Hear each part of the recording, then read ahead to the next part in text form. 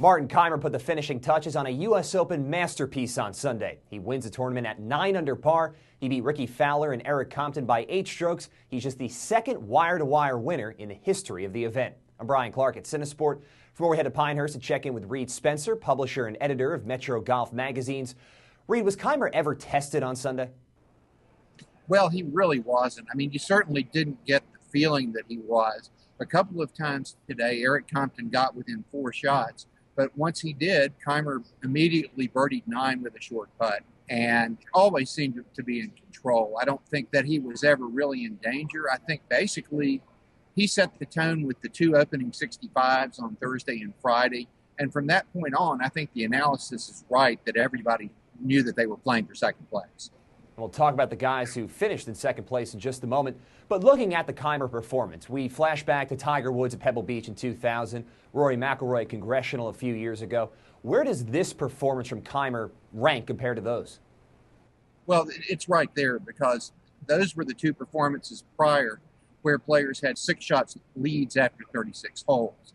And in both cases, Tiger went on to win by 15 at 2000 in Pebble Beach.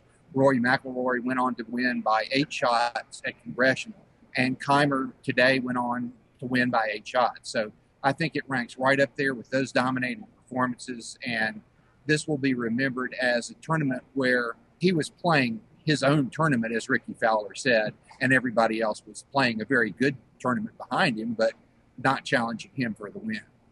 So let's now for a second look at that other tournament that basically went on this weekend. Who had the best weekend out of everybody not named Martin Kaymer?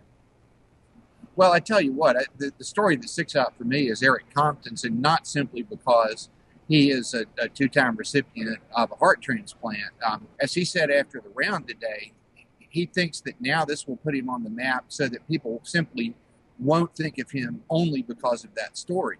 He earned an invitation to the Masters, and as he said, almost in tears afterwards behind the 18th green, this really is a career opener for him and really the feel-good story of the tournament. Now, he perhaps can go on to show what he can do in other majors.